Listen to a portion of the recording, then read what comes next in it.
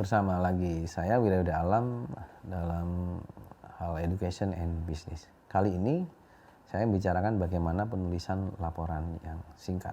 Di mana penulisan laporan yang singkat ini menjadi penting karena ketika membicarakan penulisan laporan singkat, maka harus pesannya harus tercapai dalam waktu yang cukup singkat dengan membaca, dan bagi membaca juga bisa menangkap maksud dari laporan itu.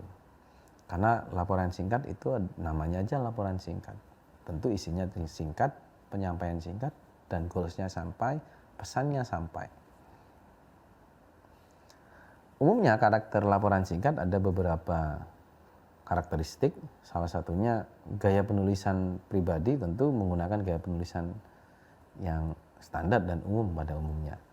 Kemudian secara grafik penulisan lebih menekankan pada sesuatu hal.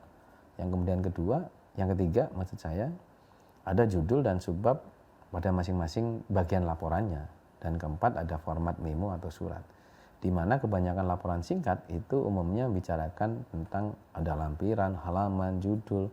Di mana laporan singkat pada umum tubuh pada bagian tengahnya atau isi utamanya mencakup laporan pembuka, hasil temuan, bahasan, dan penutup. Di mana poin-poin itu punya tujuan-tujuan masing-masing. Sehingga diharapkan dengan laporan yang cukup singkat itu bisa tersampaikan semua pesan-pesannya dan target pesan isi dari laporan itu sendiri. Dalam membuat laporan bisnis yang baik, laporan bisnis dibuat dalam organisasi diperlukan karena itu sebagai salah satu tools untuk berkomunikasi dengan pihak internal maupun eksternal organisasi atau perusahaan itu. Di mana ada 3 hal laporan bisnis itu yang menjadi poin utama atau unsur utama dari laporan bisnis yang dianggap baik. 1, akurat. Kemudian kedua, memberikan data yang sehingga kita bisa membuat keputusan yang baik. Dan ketiga, ada format, gaya, dan organisasi yang diharapkan bisa responsif. Laporan bisnis yang baik tentu akan menghasilkan keputusan bisnis yang baik.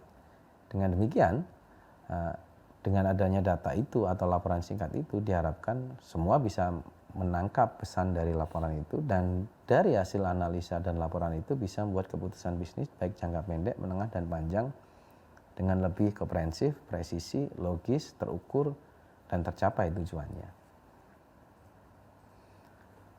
Perencanaan laporan singkat pada umumnya ada beberapa poin, bisa pre-printed, surat, bisa berupa memo, dan bisa berupa manuskrip. Ini beberapa perencanaan laporan singkat di mana masing-masing punya fungsi sendiri-sendiri. Surat punya fungsi sendiri, memo punya fungsi sendiri, manuskrip juga punya sendiri. Toolsnya kapan digunakan sesuai dengan kebutuhan dan kepentingan masing-masing laporan tersebut. Surat untuk penyampaian laporan, di mana laporan surat halamannya tidak lebih atau tidak kurang dari 5 halaman. Memo umumnya laporan singkat dan biasanya cuma 1 lembar atau bahkan hanya beberapa kata-kata singkat saja. Dan manuskrip adalah laporan yang terdiri banyak halaman, detailing, laporan hasil, dan semuanya, analisa. Manuskrip yang lebih detail itu kemudian lebih tebal, bahkan sampai ratusan halaman. Sehingga targetan laporan tentu berbeda-beda antara memo, surat, manuskrip, atau bahkan preprint. Itu beberapa desain perencanaan laporan singkat. Ada penentuan struktur dasar dari laporan itu, misalnya informasi yang ingin disampaikan, pendekatan psikologis apa yang ingin digunakan untuk mencapai apakah itu direct order maupun indirect order. Metode apa yang kemudian digunakan, materi apa yang kemudian digunakan, dan untuk meyakinkan bagi pembaca laporan tersebut. Sehingga ada kategorisasi dan mengorganisir argumen-argumentasi yang logis untuk menekankan dan menjelaskan poin-poin dari laporan tersebut. Nah, pengorganisasian laporan singkat, ada juga laporan yang bisa dilakukan secara periodik, berkala. Ada juga yang laporan bersifat aktivitas personal, di mana laporan periodik tentu menjadi dasar dalam waktu rentan tertentu, bisa 3 bulanan, 1 bulanan, 6 bulanan, yearly, atau bahkan periodik yang dalam jangka panjang 5 tahunan. Nah, fungsi masing-masing laporan juga tentu akan berbeda, di mana laporan periodik sebagai dasar untuk menganalisa, untuk melakukan prediksi, forecasting ke depan. Dengan laporan aktivitas individu adalah laporan yang umumnya terjadi di daily activity untuk mengukur KPI seseorang itu, individu seseorang dalam bekerja. Targetnya individu tercapai atau tidak, dan biasanya informasi terhadap manajemen dalam keputusan yang akan muncul untuk terkait individu, di mana individu itu berimpact pada keputusan perusahaan atau PIC pada proyek tertentu. Itu umumnya dilakukan oleh laporan activity personal individu. Ada juga laporan pengorganisan laporan yang bersifat analitik, ada laporan justifikasi, ada usulan baru bisnis di luar klien, ada laporan troubleshooting. Di mana contoh-contoh laporan analitik ini punya fungsi yang berbeda-beda. Laporan justifikasi untuk melakukan persuasi kepada manajemen puncak untuk menyetujui investasi atau proyek tertentu. Sedangkan usulan bisnis di luar klien, di mana untuk mendapatkan proyek yang bisa diterima atau di relasi bisnis di luar klien yang sudah ditentukan.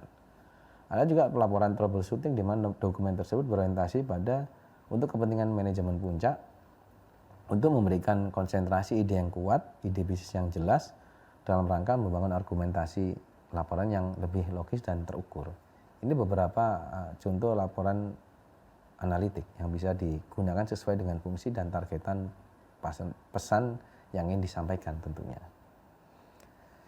Ini beberapa hal yang bisa saya sampaikan terkait laporan analisanya, berbagai bentuk penulisan laporan yang bisa bermanfaat poin-poinnya untuk kita semua.